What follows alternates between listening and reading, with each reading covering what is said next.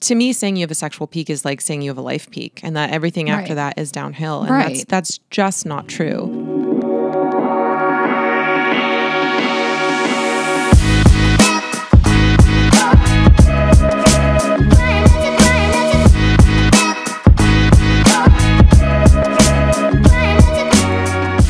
This podcast is a Dear Media production. Hi, guys. Hi, guys. Welcome back to another episode of Girls Gotta Eat. Welcome back. It is cool and crisp. It is. You're welcome. AC is cranking. You're welcome. It feels so nice in here.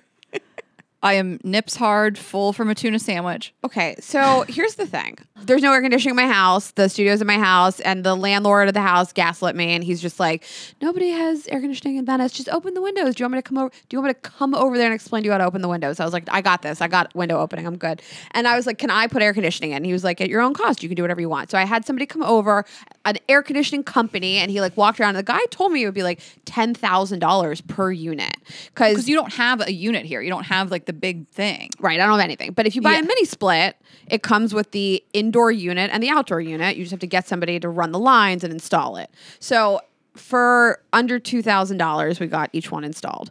But I cannot believe I just took the word of a man last summer, one man, and never got a second opinion. Right. Am I okay? Well, you had AC people come out. Yeah, he was like a real AC person from like a real AC company. Well, you think you could trust it? No. I thought it was a lot to get that outside. So you have an outside unit. Girl, the big thing? The big thing. That big thing that like people have in the suburbs and stuff.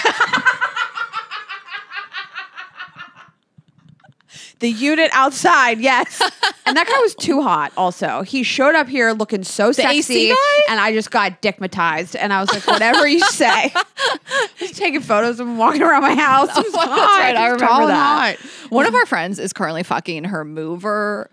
And we were both like, you got to tell us how this plays out. Like, how do you get from like, I think the man in my home who's doing whatever, moving, handyman, AC, like, how do we get to like, he's back here sucking fucking dick? me. Because like, it's just like, it's a great fantasy. And like, we all just like laugh about our movers. I had these 4 giant yoked up like Russian dudes move me last time. They were so hot. But like, I didn't move forward with them. And she's like, yeah, he finished the move and he came back over. And I was like, but how? Well, I guess it is like, you want them to initiate it. You don't want to sexually harass someone at work. I mean, I did go out with a TaskRabbit and basically he was like, here's my number. I think they usually need to be like, here's my number, my personal number, so you can contact me solo. And then that's the opening to be like, come back. Or for me, just to go to lunch and never talk again. But I was like, what did you say? Come back. Like, she's like, you just came back and fucked me. I was like, but how? So this is a friend of mine who is such an icon. She texted me the longest thing. We don't talk all the time. Like, it'll be months and then she'll hit me with the like, I'm dating my mover. And I'm like, you're an icon. And so she's telling me like, hottest guy I've ever seen, you know, biggest dick, whatever. I'm fucking my mover. And I guess we're dating now, you know, like, and she's a person that they'll be moved in together in like a month. And then 3 months later, she'll be like, who? What's his name again? Like, I just like love her energy and the way she moves through life. And I go, can we loop Rayna in? You texted me the story on the side and you're like, you gotta talk to her about this. And I was like, I'm not gonna just freestyle, hey, hello, this is our first text ever, because she's more your friend. I'm not gonna be like, hey, I heard you fucked your mover, let's talk about it. Although she wouldn't care, to be honest. But then she just looped me in. Hey, Ashley said this might be something you might be interested in. I was like, I'm very fucking interested. Yes, I'm at the nail salon, by the way, and this was when I was getting my bright orange off. And I walked into the nail salon and Jessica, the woman there that does your nails, she's like, Ashley, hi. I'm telling too many people about her. Alyssa's going to her too. I was like, when are you Rayna, don't say the name of it. You need to gatekeep it, because here's what happened to me. I sat down and the girl next to me, she was looking at me and I was like, oh my God. And she goes, are you here to get that orange off? I was like, okay, I love our community. They know too much. They know too much, but it was very funny. She was like, are you here to get the orange off? And she like laughed and I'm like, yeah, girl, obviously. But then that's when our friend is texting me and I was literally like, can we loop Rayna in? It's so funny to be like, someone is telling me something and I'm like, wait, is Rayna on here? Like, I have to like CC Rayna. Every time one of our friends tells me something funny, specifically Francis Ellis or Jared Freed, I'm like, I can't believe I'm having this conversation without Ashley. Like, stop making jokes without Ashley. No, you told me that you were talking shit with Jared about something recently and I was like, why was that not on the group? Like, Rayna and then I actually apologized. Like, so here's the thing. I texted him about something else, had nothing to do with you, and then he made a joke, so I was already in the call. Like, I'm apologizing for yes, you should. But it's funny, like, Rayna and I will ask someone else a question just specific to them, but it'll be on the group chat. Like we need the other person to be a part of it. I know if they're like joking, you're gonna be upset if you weren't a part of it. Do you remember like in the beginning with our agent, like once in a blue moon, one of us would talk to him without the other one, and you'd be like, what do you mean you talked to him without me? And I'd be like, what do you mean you talked to him without me? And now we talk to him without each other sometimes. So I'm always flirting with for him. you. All right, that's why. That's all right. Yeah, that's why. Okay, let's thank some of our partners. We'll get right into it. Thank you to Shopify. Get a $1 a month trial period at shopify.com/GGE. Yes, and thanks to AG1, get a free 1-year supply of vitamin D3, K2, and 5 free travel packs with your first purchase at drinkag1.com/GGE. That tuna. Okay, and Quince, get free shipping and 365-day returns on your next order at quince.com/GGE. That tuna was so good, right? And there's a sandwich shop, and I'm on their menu, and I'm like, what should I get? And you go, the tuna. And I was like, what? Like, I gave you like a, bitch, what? Yeah, and Tessa laughed, and then I ordered the tuna. You really did like a 180 on that. Like, well, I'm on the menu and it's all like all these delicious looking like chicken and turkey and this and that. And you're like the tuna. And I was like, okay, Jeremy, because Jeremy is our tuna king. And then I did get the tuna. It's amazing. It's called Giada, GGIATA, and there's multiple locations in Los Angeles. It's my favorite sandwich shop. It's phenomenal. If you ever just go to the beach in Venice, it's right on the beach. Okay, guys, we have a new product launch today. You guys have really requested this over and over and over again. It is one of the questions we get time and time again at Vibes Only, which is, how do I clean my toys? Yes. We have a cleaner, a foaming toy cleanser. It's called Clean Her. And I have to ask you, Rayna, did you think that at your age, at your age, at the same exact time in your life, we would drop a cleaner for your vibrators and you'd start a skincare routine? Cleaning up all over your life. So much is happening. So here's the deal. Well, now that my face is clean, so does my sex toys. Exactly. That's the tagline. We love this so much. I mean, there are various ways to clean your sex toys. This is the best way because the formula is designed for the silicone and the toys, and you can be guaranteed it won't harm it or deteriorate it in any way. And it's foaming, which I've never seen. We tested so many different cleaners. Like, I don't like a gel cleaner. Like, I want to foam up. Well, I also feel that when you put something like dish soap type of texture that I never know if it's off. Yes. So that you get that scum on it. And I think people are really confused about how to clean a sex toy. A friend of mine was asking me the other day, he was like, can I put water on it? Can I put certain soaps? And certain soaps, like you said, will deteriorate the silicone. So you do have to be careful with what you put on it. And some things are harmful. And you also don't want to clean something and then put it inside your body that it's full of chemicals. Right. Exactly that too. Right. So this is our foaming cleanser, and it's gentle soap-free formula, no parabens, alcohol, or sulfates, safe for silicone, plastic, and metal sex toys. So not just our silicone toys, but other ones, plastic, metal, fragrance-free, which again, because you're cleaning this and then you're putting it inside your body, made in the USA. And I'm going to pump a little out onto the Ashley Max here, but you're going to apply it to the entire surface and, leave on for at least 10 seconds, like you're washing your hands, kind of keep that in mind, saying happy birthday, whatever you're going to do. And then you're just going to lather it, which is... Imagine you took your toy to the bathroom and you're singing happy birthday. Wait, is that the song they say to sing? Happy? Yeah, but I'm just laughing. Like your partner is like upstairs in their bedroom and they're like, what is she doing? Happy birthday. Actually, you could do it with the Ashley Max. That's very funny. It looks like a microphone. Well, I did post this on my birthday. I'm gonna have to put my mic down, so why don't you commentate while I'm doing this? Oh, I thought you wanted me to hold the sex toy. Here goes Ashley. She's opening up the container and she's gonna pump it on top of the Ashley Max. There she goes. It foams up. She's going to sing happy birthday. Happy birthday to you. She's going to sing it off tune because she's tone deaf. And now she's rubbing it into the toy. Dear Ashley. She's singing happy birthday to herself, not into the microphone. We don't have any water in the studio. I don't know. Okay, so she sang it to herself. Okay. Now the toy's all foamed up. Right, so you guys can see it, and then you'll just rinse clean. Tessa, I want to come grab this. And then that's it. I think that, there's gunk that can get up around a sex toy. No, but like if you use them between partners. This is so, I like that we did a demo because this is not sticky, and now it's going to be like so clean. You can dump it in a Zoll's water bowl. No, I'm just kidding. Just like grab one of the cum rags. One of the cum towels. And then we also sell cum towels, you guys. Yeah. So we use that to dry them. Yeah. And you just have a squeaky clean vibrator. Yep. The bottles are beautiful. Nice ombre. Nice little gift to give somebody. Like you said, I mean, we think you should buy our toys, but it is fine with other toys as throw well. this in the bag. Yep. You got it. Just throw it in the bag, and you can subscribe and save with this too. So if you're a person who really wants to always have it on hand, I've been loving all my subscriptions lately. It just gets delivered to my door and I never have to worry about it. So you can subscribe and save with this too. And it's affordable, and all this is available at vibesonly.com. And we maybe, who's to say, might have a few left of the Lucy Neon Bullet, which we announced last week, and people are just losing it over that. They're flying off the shelves. And that's a limited edition launch. And, everything else we have on the site, the Ashley Max, you want to sing happy birthday to it, and all the things. Yep. We have wands, we have suckers, we have penetrative toys, all kinds of things. So check that out, vibesonly.com. So we both got back from trips. I've seen you like 2 days this month.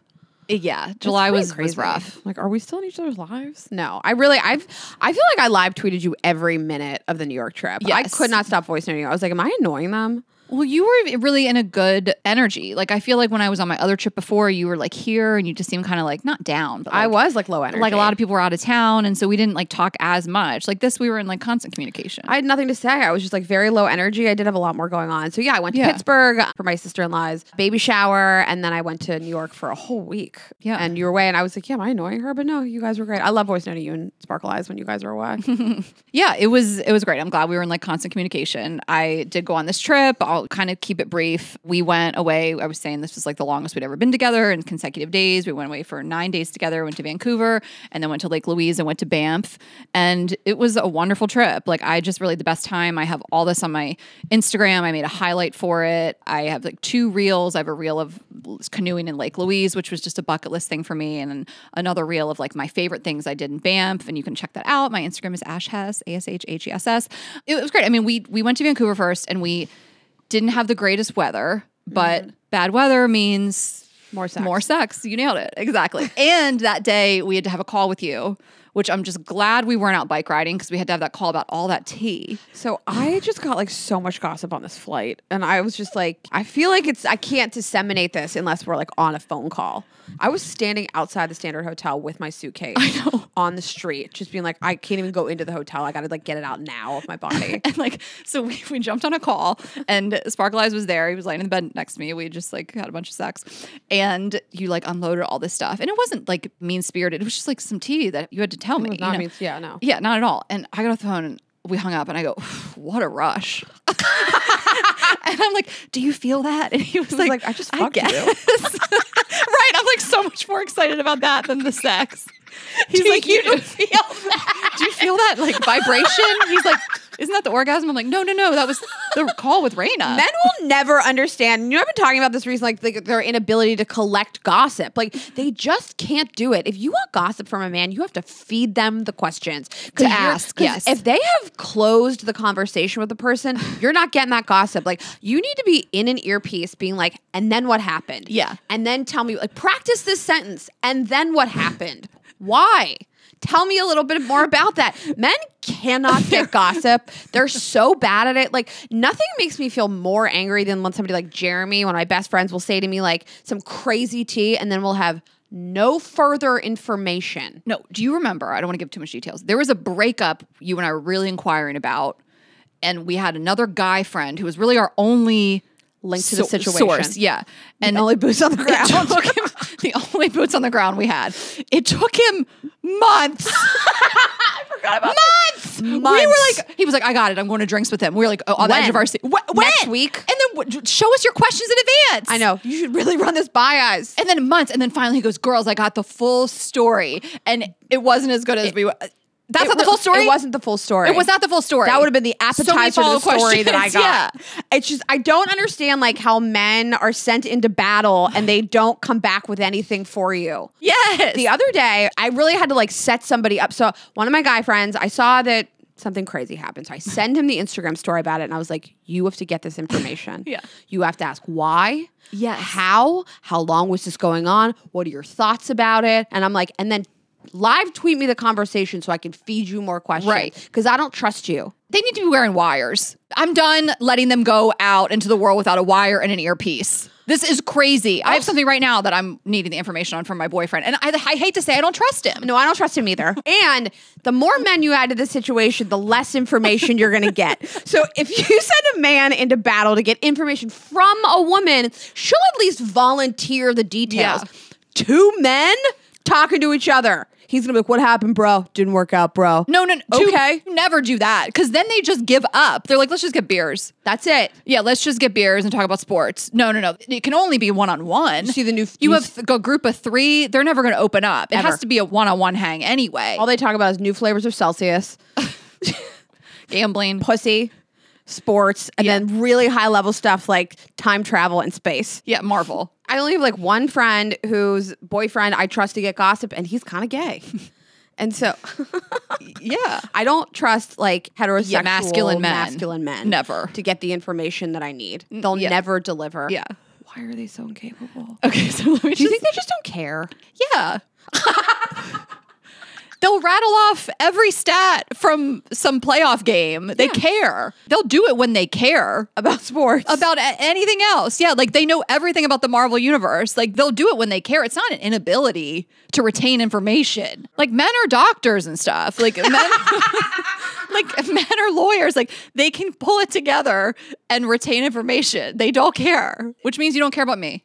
No, but this is what I care about, and caring about me is caring about the things that I care about. I want to try to tell you this without giving a lot of details about who these people are.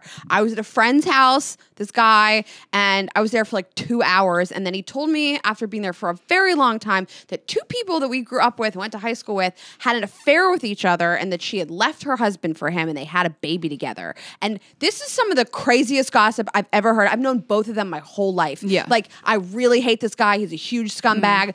And she left her like decently seeming husband for an affair. I was like, I've been here for 2 hours and you didn't tell me this. Right. She had the baby last week, by the way. This is a developing situation. And he just told me, like, they don't even volunteer the gossip that they have sitting in their body. It's so crazy. All right.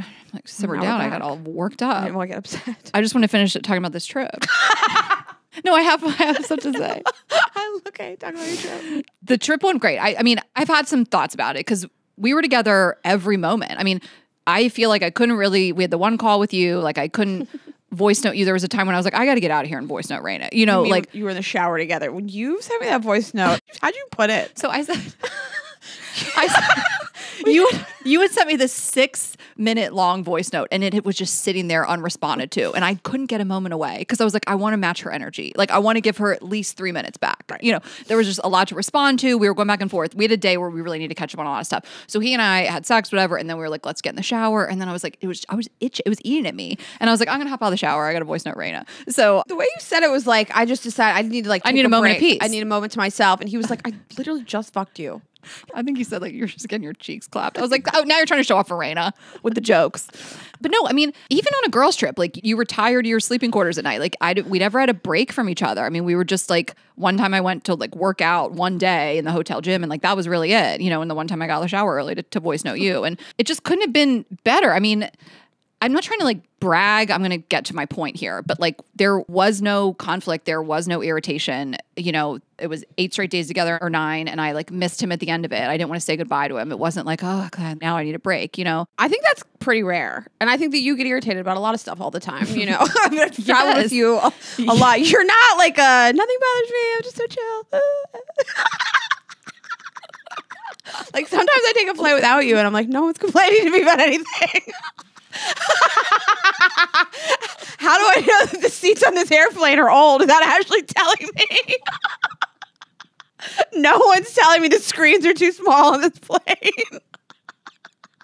How will I know? I love to complain. You do like to complain. I mean, not listen, to like the flight attendant. Us, yeah, you do, but I like to talk shit with my friends. My favorite thing to do. Honestly, like if you got along really well, like do you guys you both complain about the same stuff bothers you? Like I think that people are like, how do you go on a trip with somebody for 9 days and get along? So I want to, you know, obviously preface this by saying that we are still new in the grand scheme of things. You know, we've been together a year and a few months, but I've never had this. I mean, when I'm talking about how wonderful this relationship is and how conflict free, I want to be very clear that I was in previous relationships that were so conflict ridden and so tough and fighting all the time. And I've been in relationships with multiple guys, but, namely my more serious ex, that we're always fighting on vacation. I mean, we couldn't get through a day. And he and I really don't have a lot of conflict. We communicate really well. We treat each other really kindly and like with a lot of respect. We just really love each other. But I want to be honest that like we had a little bit of a rocky weekend recently, like within the summer. And it was nothing crazy. We still have never yelled at each other. We've never insulted each other. We don't fight like that. I would actually say we haven't been in a fight, but we had like a miscommunication that happened at night, kind of trickled into the next day. And again, it wasn't just like not speaking to each other or yelling or anything. It was just like we were off. We couldn't get back on track. You know that feeling you're like, the train is off the tracks and you can't put it back on. And, there was like a long car ride without really speaking to each other. And again, I can't stress enough, like it was still 10 times better than previous conflicts with previous people, but like it sucked. And you're in your head, like, is this us now? Have we like turned the corner? Is the honeymoon phase over? And you're on a loop. At least me, I can be neurotic in that way. And it finally, at the end of the day, it was a whole day. It wasn't great. And I think that like in a non-long distance relationship, we would have been like, let's just go to our separate homes and take a break. Like I literally think that would have fixed it. But because we can't do that, because we're together, we have plans, we got to do this stuff, we couldn't really get past it and we couldn't really get back on track. And like at the end of the day, we had a long conversation and some stuff came out that probably just needed to be said. And we just were able to talk through it. And like, we're like, I never want to do that again. Like that sucked. This day sucked. Like this isn't us. We don't want it to be us. And I do think that was nice to be like, whatever we can do to not be that couple again, like, and it's not that it's some walking on eggshells by any stretch. It was just like, we want to communicate effectively and we want to not hold stuff in and we want to always speak to each other in a really kind manner. And all those things are like cliches that sound so basic that really do work, And I saw this thing that stuck with me and I saw it on Tinks's Instagram story. Tinks, she's been on a show. She does a lot of Ask Me Anythings. And someone had said, what's your biggest fear? And she said, being stuck in a let's try to have a good day relationship. Oh. And then she said, and also nuclear war or something. She made it funny. And I was like, that we've all been there. We've all been in that relationship, and like, I'm in the opposite relationship now. I'm in the relationship where like, let's never try to have that day again. Mm-hmm. You know what I mean? And I messaged her because I was like wanting to get the language right because I didn't screenshot it. And I was just like, you said this thing recently, it sent a chill down my spine. It really stuck with me. I wanted to cite it on the podcast, but make sure I got it right. Was it, let's try to have a good day today, couple? And she said, yes. And she just started typing immediately. And I felt honored because she was at the Olympics. And she said, yes, sadly, I'm sure we've all been in one of those relationships where you're stuck in a loop, arguing constantly, can't get on the same page, but you don't have the strength to get out. Let's try to have a good day. Couple is my personal nightmare. And I was like, yeah, we've like all been there. I mean, we've been there, all of us, me, Rayna, you guys all listening. We all have friends that are in that right now. I feel like I was in a relationship where I was that couple and I was like, I never want to do this again. I'm going to do everything I can to try to prevent it, to do the work on myself, to try to communicate effectively, seek out the right type of partner and work on my triggers and my reactivity and just really look for somebody who I can have a healthy relationship with. And it did work out that way. And that's what I'm in now. And so I just hope that I made the point that I was like trying to make. I think that let's just try to have a good day, couple. That's happened to me at the end of relationships, the end of my last relationship, where you've kind of just forfeited actually talking about the problem is like, let's just try to have a good day is not, I'd like to hear you. I'd like to understand you. Mm-hmm. I'm clearly not hearing you. So please make me understand. Like, try to have a good day is really like, I don't really want to acknowledge what you're feeling right now. Let's just put in a happy face and get out of here. Like, yeah, it's like giving up to me. However you want to interpret it. To me, it's just like the couple that needs to break up. Like maybe it is the couple that has gone to therapy. I mean, in my experience, it was like we felt like we had tried everything. We just were a mismatch and we need to break up. And we need to call it, and we weren't each other's person, and we still had a lot of love there and loved hanging out and made each other laugh. When it was good, it was good. When it was bad, it was really bad. And those types of highs and lows. And so when fighting is the norm, you're like, let's just try to go a day without having that fight. Mm-hmm. You were telling me about a friend of yours that just is in that relationship where she's like, we fight all the time. And like, that just, it sends a chill down my spine. Mm-hmm. Just from past re-traumatizing and just like not wanting that for anybody I care about. Like, we fight all the time. It's like, don't do this to yourself. Like, you're chipping away your own like sanity, self-worth, maybe all of that. It's a real, like, I've given up, I don't know what to do here phase, And I get into that phase at the end of a relationship. And that was how the end of my last relationship was, where I was just like, I'm trying to pick my battles here. I'm really walking on eggshells. Right. I'm trying not to say anything. But now I've kind of like picked no battles for a few weeks and I'm just mad and I'm pouting and I'm resentful and now I'm going to have a giant fight with you about something so stupid. Yeah. You know, so I think it's better to, like you said, at the end of the day, just address it. It's Yeah, hard. It's really hard. I will pout and I don't know what to say. Right. If someone's listening, they're like, oh my God, I've said that. Like, don't worry. It's not that. It's like, this is a death sentence for every relationship. I am certain that there are married couples who are in a rougher season. Maybe they have kids, who knows what's going on, and they've just been in the loop and they're like, let's just try to have a good day. Like, you know, I think this can be open to interpretation. It's just how I'm interpreting it, how I guess Tink's interpreted it. And I'm not really talking about like married couples with children, because I just think that's like outside of a lot of these things are exempt from kind of marriages and families that go through ups and downs and get back on track, hopefully. So that kind of stuck with me, but that's the trip. It looked beautiful. Every single photo looked like a painting. It looked fake. It looked like you were in front of a green screen. It really is. So, I mean, and again, I have all this. I really wanted to document this for people. I just got a lot of requests because it's an accessible trip. You know, this isn't some exotic location. I mean, a lot of people can, you know, make it to Canada. And I was one of these people that had always wanted to see these lakes. And I don't know that everybody cares about that. And you couldn't take that trip with me. I don't think you kayaked. I was like, what is we happening? Just canoed for like an hour. Like, couldn't be me. I mean, it was some girl was like, what a crazy outfit to canoe in. I'm like, bitch, everyone's in What'd jeans. you wear? I had leggings on and I had a jean jacket because it was chilly. Like, this isn't for sport. I'm not planning on getting in the water. It's every tourist is Also- in jeans waiting to get on. It's an hour in a canoe. Also, it's a canoe, not a kayak. I said kayak, but a canoe, different energy than a kayak. A kayak is upright. You don't even have to do anything. Yeah, kayak, I'm planning on getting wet. Yeah. It's no wetness. I would never row. I mean, wetness after. But Yeah, you got fingered in the canoe. I thought I might get fingered in the gondola, but I did not. No, it's Not the gondola. There are people on the other gondola. Like, they're going up and down. I don't know. Yeah. It felt like people are filming down the gondola. Like, they could technically film and be like, oh my God, and catch it on camera. Like, the people going the other side could technically Watch you get fingered. But also, a couple people DM me that they got fingered in the gondola on the Banff gondola, and I was like jealous. I was like, damn, I feel so vanilla. I wish you would have done it for the podcast. Could have gone viral. I feel like this is selfish. That you get to finger. Rayna, I think about that all the time. Like, I think about like, because sometimes we'll have sex and like there is a world in which you could look in. Like, you know, we're not voyeuristic or whatever the opposite is. Voyeuristic is when you want people to watch. Is that it? Yeah. Or the opposite could be too. You want to watch people. I don't know, whatever. That's cucking. But like, there's, well, what? When you want to cucking is more personal. Voyeurism is just like you. No, I know. Okay, cucking so is like, like set up in advance. Yeah. No.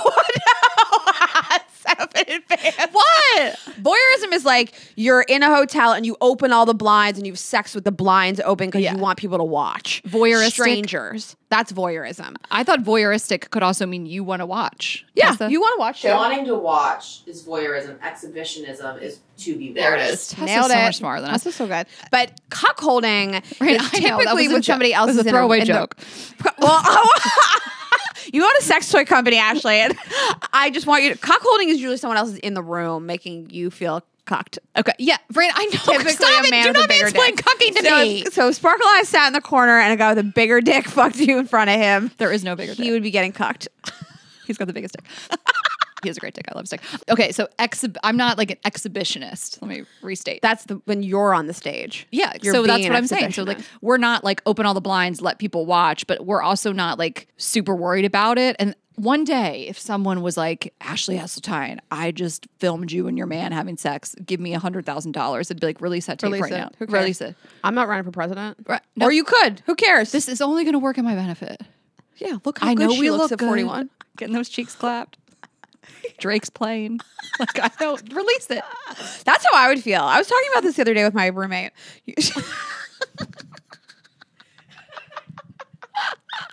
I said something like, oh my God, I'm sending you one of my nudes. And he was like, what if that like got released? And I was like, who cares? Yes, like there was a guy I used to send like never full nude, full puss or anything, but like I sent him like really sexy pics, and he was such a like degenerate of a guy. Like one day I could see him being like, oh, you're so big and famous now. Not that I am, but you know what I'm saying, like more famous than him. And I could see him being like, I'm going to blackmail you, and I'd be like, do it. More famous than he is. Everybody's more famous than he is. Yeah, I would be like, I'll upload it. Let me help you. No, I wish he would. Hey, if you're listening.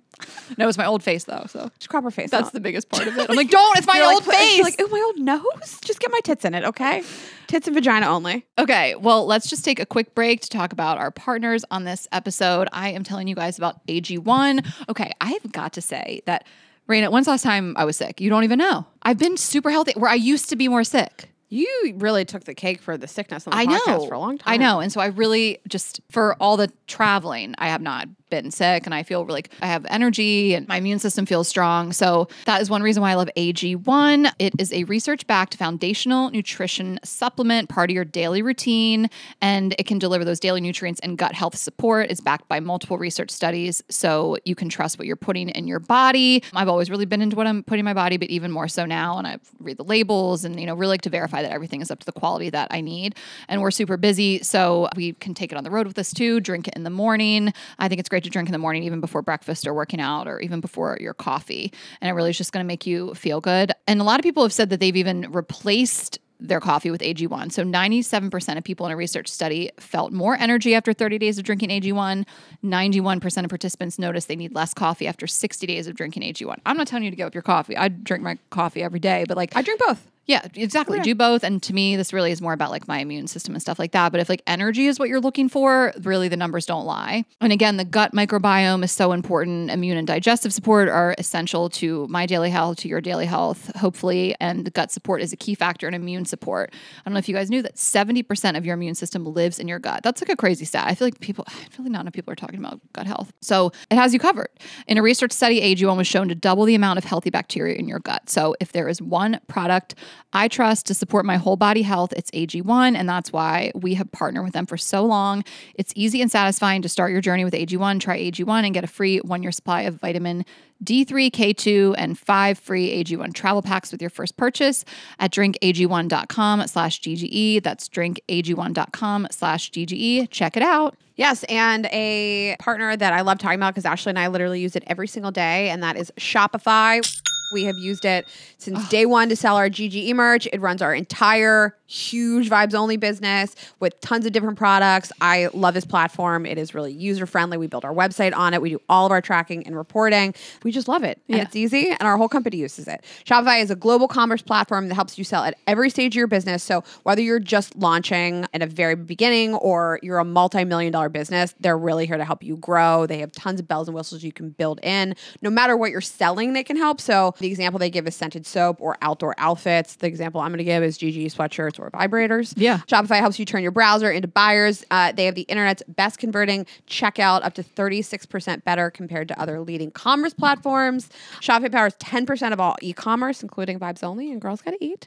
They have all kinds of things to help you sell more with less effort. So Shopify Magic, which is an AI-powered all-star. What I really just love about it is that at all times I can log in on my phone or the computer and really see what we're selling and track it. The analytics are fantastic. We launched a new product, for example, yesterday with Vibes Only. We were in the middle of a business meeting. I was like, how many have we sold right now? Yes. And you track your profit on everything, and it manages our website. And they have extensive help resources that are there to help you with success every bit of the way. They really can help you grow. We're going to hopefully work with them to sell some merch at the live shows. Oh my God, so excited. Sign up for a $1 per month trial period at shopify.com/GGE, all lowercase. Go to shopify.com/GGE now to grow your business no matter what stage you're in. Shopify.com/GGE. Okay, we're back. I'm on a constant loop of where do I want to live when I grow up? And I was in New York for a whole week and I just loved it so much. And I miss it. I wish you were with me. And I had the best time. It's, everything you can't get in LA. I had just had plans on plans. I walked to all of them. Everything's accessible and easy. And I feel like those are my people. Listen, I love LA, but I'm always I miss it so much. I've realized more and more that I am completely affected by the heat. My energy levels, I cannot get through the day. I think it affects me more than a lot of people. An hour in too much heat, I'm drained. I can't do anything. No, it was affecting everybody. I had plans. I know, it's not a hot take. But. I had plans on Saturday night with I was going to meet Gino or my friend Gino for a drink, and he had golfed all day. And he was it's important to me to see you. You're in town. That's what I want to do. And an hour later, we both texted each other I can't do anything. Yeah. So those New it was a York lot. summers. I mean, it's gotten worse, by the way. everywhere. Yeah, of course. It's like, But I just listen. I Climate loved change. it. I had the best time, Yeah. and I just saw so many people. But I had this thing happen, and it made me laugh so hard. And I hope other people think this is as funny as me because I have this lover. well, we did talk about him Yeah, the last time I went, last time you were in New York. Yeah, you saw him. and I figured like what will be will be. Maybe Yeah. I'll text him one night when I'm here. But I had posted that I was landing Sunday night, and he was like, "Oh, you didn't tell me you were coming," and I was like, "Great." And he was like, "Can't wait to have you in my bed," and I was like, "Great, can't wait to be there." Yeah. And then for like a couple days, like continued to like check in with me, like, "What's up with today?" And it just kind of annoys me. I want somebody to like make a plan, but like I'm also very realistic. Like this is just sex, and I'm not trying to make it anything that it's not. You don't need to like respect me in a certain way. Like I will show up and have sex with you, but I'd like it to also be on my terms. I will show up and have sex. I will show up. I'm gonna walk that back. You don't have to respect me, but like I'll show up I to don't work. need you. I'm gonna walk it back and say something even more degrading. Did you say you don't respect me? Oh my god. Okay. You don't have to respect. You don't have to make like dinner reservations. This is one I stand. I know what it is. But it was just so much back and forth of like, when could I see you up? So Thursday morning, I was like, I have dinner plans at 9:30. Meet me for a drink after. And he was like, I think I can do that. Great. And then he said, where do you want to go? And I said, I'm in this area, whatever. And he said, okay, let me know. And I said, you've been notified. This is the plan. No more let me know about it. There's no- I did let you know. You've been knowing. I think I can do that. I thought and you let had me dinner know. and you were going to meet him at 9:30. Yeah, I had dinner with another group of guys. Yeah, you said dinner reservation at 9:30, which, you know, people are probably clutching their pearls. It's a late time at dinner. Not for New York, Not New but Yorkers. for me, But, it so is. yeah, you were just, I want to get the facts right. You were going to go to dinner and meet up with him at 9:30. You guys had set the time. It's at the time. So Yes. 9 o'clock, I texted him and I was just Right. like, where do you want to meet? And I don't hear back until 10:15. No. He's like at home and it's hot out or some shit. And for a second, I was like, maybe I'll go over there for the plot, for the story. Like, Yeah. this is funny. I can tell you guys this like crazy, funny sex story. And I was just like, I don't know. I'm dressed. I'm out. I'm having fun. Yeah. This is my vacation. Right. I'm not going to go to your 3-floor walk up. Right. Does he even have central AC? I don't think so. And Yeah. just deliver myself Like, I here. have better AC in my hotel than your window unit. Yeah, I cleaned the hotel room a little bit. Yeah. Sort of. For me. You know, my stuff just throws up Yeah, everywhere. you explode. And so I was just walking home and I was kind of drunk and he like question marked it again. And I just wrote, I think I'm done with this. Obsessed. I just, you know, sometimes you think about all these things you want to say to somebody, like, you are wasting my time and I don't want the energy for this. But I'm not going to pretend this is anything it wasn't. It is like, again, Right. just sex. But like all this, I think I'm done with this. I don't need to explain myself more. Yeah. It's not like I know my worth and I deserve, but yeah, all those things. But some people are just worth I think I'm done with this. 100%. It cuts deep. I think I'm done with this. It cuts yeah. It's not even that committal. Unbothered. Yeah. Yeah, I think I'm done with think. this. The door's still open. That's it's cracked. Totally. It's not I'm definitely done with this. I think I could be. I am for tonight at least. So let that sink in. And this is exactly the Rayna Greenberg guide to dumping a booty call. I lost it. I was like, you broke up with him? I laughed so hard. So I'm done with this. Sounds like there's a tone. I'm done with this. I think I'm done with this. I think I'm done with this. It's no tone. Yes. Well, we know that the tone is the exact way you said it. I think I'm done I with can this. hear the tone in it. I think I'm done with this. You're not worth it. You've asked me 4 times this week what I'm doing. You're annoying me. I've been telling you. Yeah. Also, I might be drunk later on this week and think about coming there. That's Right. the I think. Well, okay, right. Because if he was like, you said you were done with this, you could be like, pop, pop, pop. I said, I think I'm done with this. That was me at 12 o'clock last night. Yeah. First he wrote, oh, okay. And I was like, all right. And then he questioned it. And then he wrote why. And then he called me at 8:30 in the morning. He's always trying to call you. And then, he is. And then 8:30 in the morning. Yes. I was like, were you up He's till like, 4? buzz, buzz, still done? You're like, for now. For now. Even at 8:30 in the morning, I was like, I could answer this. This could be funny. And I was like, meh. And then he responded to my Instagram stories. And I was just like, I'm done with this. So why was him not coming over and fucking in your hotel on the table? Like, that seems like that would have been a better option. It seems like just another level of disrespecting somebody. And I think some guys are like this. His vibe has come to me. I think the whole like, Let me lick your butt I in my think I could apartment. make this work. I think he just likes the disrespect of it. Ew. I think I could make this work. No. Let me know. No. By the way, I'm texting you 40 minutes after I was supposed to meet up with you and telling you to just come to me. Like, No, and it's- I'm not like yeah. such a bad bitch. You can't treat me like, sometimes I want to be treated like this, but on my terms. It's you can't rely on it. Like, you know, I get it's a booty call, but like, again, you're not like set up a dinner with me a week in advance. Like if you can't even commit to like the 9:30 time we already specify, like I'm done with this. Like I can't even bank on the booty. Yeah. You know? Can't even bank on the booty. I think I'm done with this. I think I know this. And I walked home and I got halal cart and I got in bed and just ate halal cart at 1 a.m, butt naked by myself. Totally. I watched Bring It On. Yeah. And I had a great night by myself. 100%. And I really was like, would I be having a better time if I was in a 3-4 walk up with no air conditioning, getting my booty cheeks clapped? Yeah. And I don't think so. You don't have to say booty. It's redundant. It's cheeks clapped. Not booty cheeks clapped. You know what? I don't think we could do this to you, but the way you pronounced ciabatta earlier was so crazy. That tuna. You said this ciabatta bread, and I was like, am I going to bring this up? No, and I looked at Tessa like, am I crazy? Ciabatta.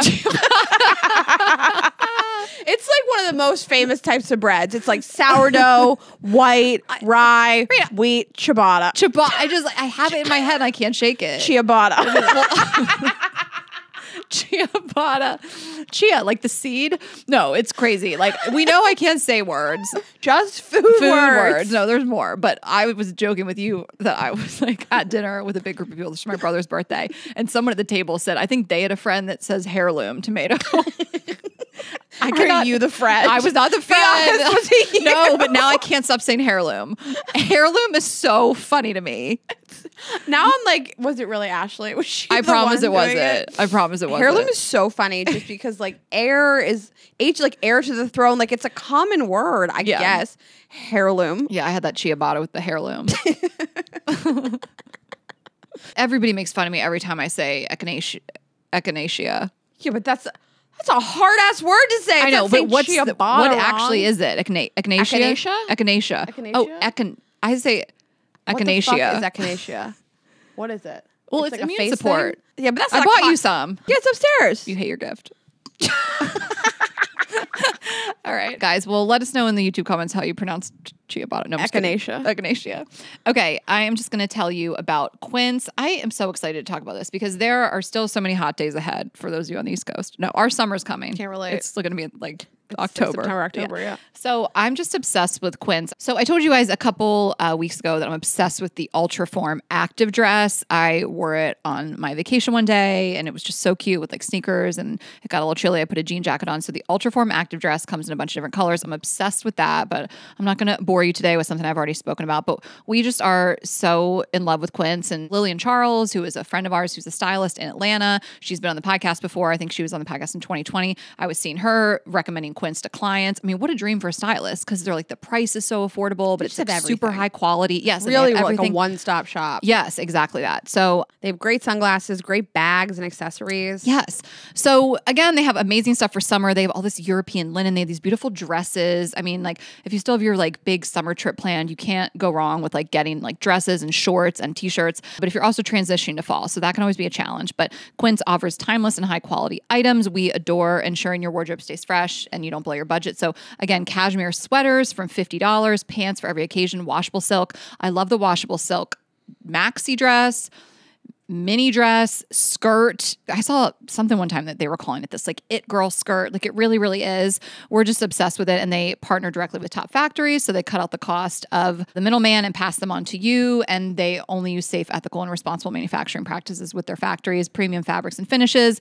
And we just could not love it anymore. Like Rayna said, like it's not just clothes, it's like accessories too. But really, everything you're going to need. There's like jumpsuits. Oh, there's pickleball sets. I love that. I feel like you need to be checking them out for some of their sets. Pants and joggers, leggings, and men's stuff too. My boyfriend was looking for like a cashmere sweater. This was last year, but I've been on it for years now. And I sent him directly to Quince and he bought this like beautiful sweater. He wore it to one of our shows. And so it's really just such a go-to. So you guys can check it out. Make switching seasons a breeze with Quince's high quality closet essentials.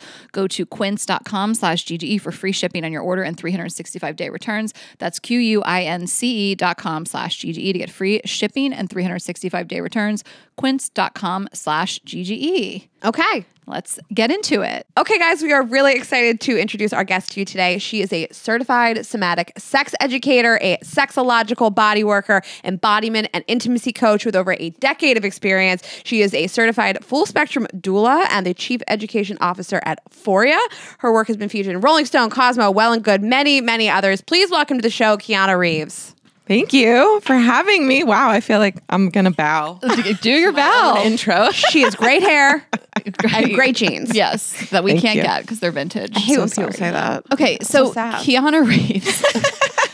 Were you named after, like... No, but I have to meet him. Ashley goes, I gotta ask you, why do you keep saying Kiana Reeves to me?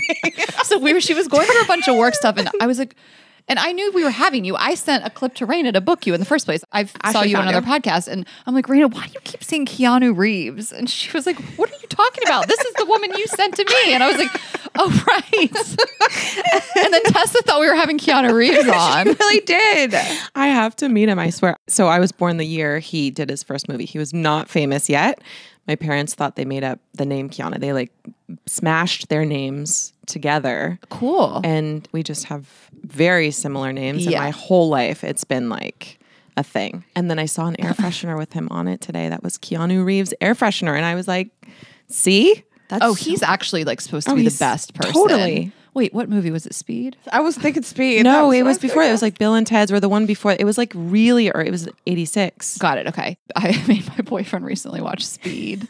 And I think it's still held up. Because I think when you watch old movies that you loved back in the 90s, you're like, oh my God, that's so bad. Actually, I'm gonna run that back because all the classics like Clueless and everything. But I still was like, this movie's great. Is it about a bus chase? Yeah, the bus has to stay above 50 stay miles an moving hour. or There's a everybody bomb. There's a dies? bomb on that bus. Does That's the a bomb whole get plot. diffused? That's a whole plot for a whole movie. You should watch it. I'm not gonna go watched down it. that road of does the bomb.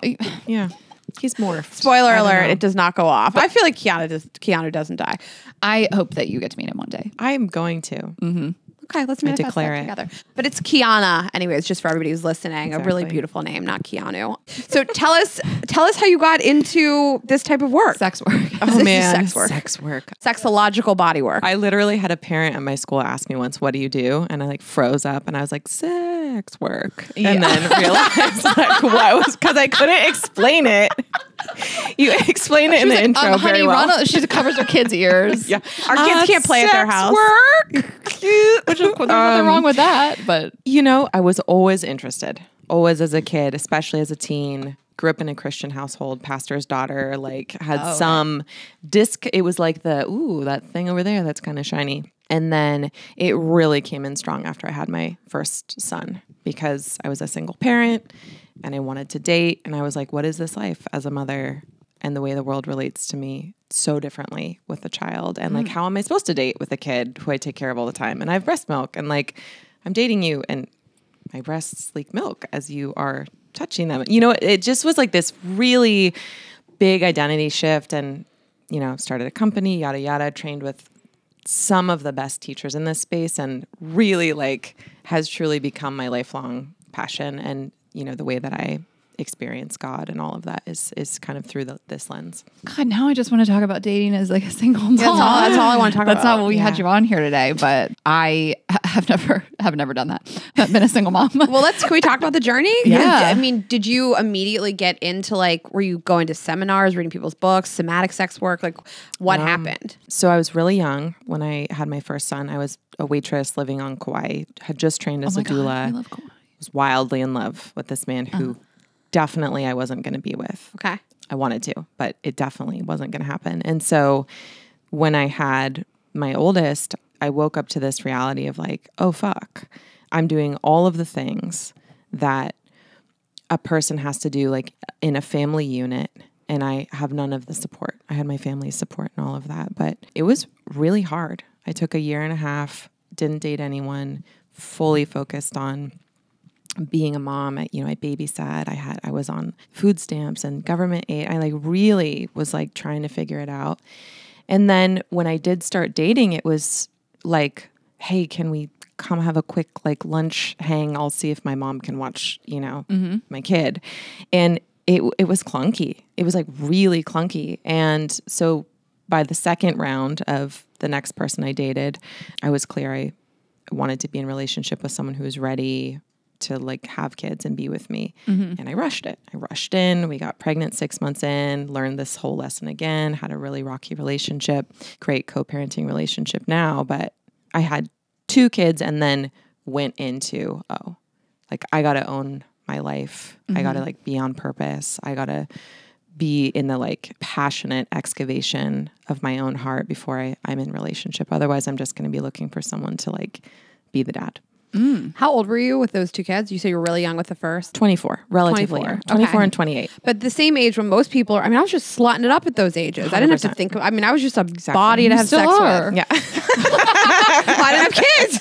You're slutting up right now. But thank you so much, Ashley. I'm just thinking about most people's identity as a 24-year-old single in the world. You're just like, fucking, you're not thinking about breast milk. I mean, some people are, Yeah. but yeah, that's young. Okay, so course. 24 and 28. Yeah. And then are you with someone now? Do you have a partner now? I just got married 2 weeks ago. That's I know. I saw Congrats. you. I Yeah, got so I'm married like 2 weeks ago. 2 So weeks ago. fun. Oh my god, that's Yeah. incredible. So fun. Okay, got it. Yeah. He's got to be a great dad. I'm sure. An incredible man. Like incredible man. We'll love to hear that. I mean, the Kardashians are not a relatable. Where is this going? Just let me connect it. I'm excited. So the last episode, Chloe was just saying that she has no interest in dating. She's been through a lot, but she's just like, where's the time with raising my kids? And here's someone who has all the money and resources in the world who still is like, I don't understand it. I make their breakfast and their lunch, and then they go to school, and then I come home and then I hang out with them, and then they go to bed. And then where would dating fit into this? Yeah. And again, not relatable to the average person, but that is someone that has that problem, and they have Yeah, all but the she's a childcare. 100 millionaire. Like, if she can't find the my time. Point. That's my point. Yeah, is like exactly. If you still want to be this parent that's there for your kids and through all these things, and you have these routines, and you don't want to miss them, like I understand the challenge. Yeah. It's very harrowing. It Yeah. takes a lot of like nuanced navigating of like your priority is always and will always be Right. your children. And so most of our life leading up to kids, dating, particularly for women, I think dating is our priority, right? Like love, relationship, sex, like all of that is like one of our biggest priorities. And so that flop to going, whoever comes into my life after this will always be second. Always. Yeah. It's a real change. Well, like while we're here, can we talk a little bit about women postpartum and how obviously it's such a huge change to your body, your life. I mean, that's an understatement, but how it affects women sexually, obviously every woman being different, but in terms of, you don't have as much time and your life is dedicated to another being, but like libido, I mean, all these things, like how it really affects your sexuality. Yeah, it's different for everyone. And the tremendous physical changes your body goes through, and the repair, the healing, the like coming back together that happens after every birth, whether you've had a vaginal birth or cesarean, is major. And culturally, we've lost all of our postpartum care traditions. Like in other parts of the world, they're like, you're in bed for 3 months. Yeah. You do nothing. The aunties, the moms, the sisters, the cousins come and they take care of you in the house, and you get massaged, and you get like really like these are things that are even built into governments where it's seen as a crucial part of society. And here it's like, how can I work out to look good? And like, how soon can I, have sex with my partner so they don't, get bored or interested in someone else. And so there's a lot of pressure to return, quote unquote, to some sense of normalcy. And you are forever changed. Like there is no going back. And you realize that somewhere midway through postpartum, you're like, oh, no matter what I do, I'm never going to be the me that I was. Your libido will fluctuate, all of that. So some of the physical things that people experience that are either related to the birth itself, like scar tissue, or you tore, or you had an episiotomy, or the cesarean healing is challenging, can make sex actually painful. And that will kind of become the body's story if you try to have sex and override the pain, and it'll make you not want to have sex. So it will impact your libido kind of in a psychological way. If sex is painful, like don't have that kind of sex. Have a different type of sex, oral sex, slow, lightly penetrative. If penetration hurts, use lots of lube, be really patient. Because the other thing that can happen is when you're breastfeeding, prolactin will decrease your sex hormones, particularly estrogen, which is very lubricating for the vaginal tissues. So if you're breastfeeding and you're experiencing this kind of like sandpapery feeling during penetration, it's because you don't have enough lubrication, but also the tissues are sensitive. So you need more time to build up pleasure, more time to build up arousal, more time to just allow that part to soften and open and relax. And then there's the libido piece, which is like when you become a parent, particularly when you become a mother, there's a little creature on you almost all the time. Yeah. And it's adorable and wonderful, but you are constantly, your awareness is outside your body, constantly on other people. And if you're socialized as a woman, you're likely already thinking that way about everyone else's emotions, everyone else's needs. And you'll see this a lot in mothers. Like I see it all the time at my kids' schools, like the mom who's kind of like the resource to everyone else in her life. Her kids, she's an amazing mom. She packs them lunches that are like to the T. She supports her partner, all of that. But you can't really like feel her, like her life, her fire, who she is. And that's a really common, really easy thing to have happen to your identity when you're in service to everyone else. And in a way, it's very devotional. And in a way, that losing of the self is necessary. But if you don't at some point pick that back up and go like, yeah, but like what keeps me alive and passionate and fiery and like connected to self, then you won't have more to give, especially sexually in a relationship. So that can really impact libido. That can really impact desire. I mean, there's a million more things I could say on this, but those are some of the like the key pieces. Absolutely. I mean, this is really like powerful to me. And I'm thinking just like, if you don't even have time for a hobby, I still have time to suck your dick. Yeah. You know, and to think like every minute, like, well, I have to keep my man satisfied. He's going to look elsewhere, but I also have to take care of this child that we created together. Well, happy, healthy relationships. I feel like most women are like, my sister-in-law wasn't like, I got to suck Matt's dick. Or he's gonna, like, I mean, you know, your partner doesn't. Hopefully you built this beautiful thing together. He's not like, when are you sucking my dick, babe? Like, I think that's a sign that it's maybe not the best relationship. Sure, but I think there's something in the middle there too, where you're just like, my partner is a person in this too. I'd like to get back to sleeping with them. Like, or it's been months, which is totally understandable. I mean, to see a woman, and I've been close to it just with my brother and sister-in-law, like to see a woman soon after the birth, breastfeeding, all the things. I don't know how sex fits into that mix for quite some time. And so obviously anyone listening, we're validating that if it's not in your brain for months, totally normal. Yeah. Anyone listening to this who's like feeling that kind of psychological pressure, like, oh, we're not having enough sex, or it's not like hitting the mark. If you ask yourself, am I wanting sex or am I wanting intimacy and connection? And we can conflate the two. And so if you ask that and you realize actually what I want is to feel really close and intimate with my partner, there's 10 million ways to explore that doesn't involve penetration and doesn't even involve like getting off. I mean, maybe there's a getting off component to it, but laying naked, making out, and like dry humping like you did in high school, you know what I mean? Like that has a lot of energy and satisfaction to it. And maybe you do get off from that, you know, maybe you get off from using your hands on each other. Maybe you explore mutual masturbation and like watch each other. Like there's just so much you can explore. I think where people get caught is they're like, as soon as you start to kiss, it's like, oh, we're going down that, especially if you're in a relationship, like it's going down that road. There's one track and it's like, we make out, they touch my boobs, their hands are in my pants. Suddenly it's oral sex. Now it's penetration. Somebody climaxes, likely not both of you if you're in a heterosexual relationship, but that's another conversation. And then that's it. And that's what people are used to. And this is not even just after pregnancy. This is the majority of people in heterosexual relationships are having that experience. But when you make sex non-linear and it becomes like the exploration of what feels good in the moment, it becomes this vast, intimate, infinite place where like what's emerging is the next thing that feels good. And it may or may not involve penetration, may or may not involve all kinds of things. I love that. And if you have just had a child with somebody, you would hope that you can communicate that to them.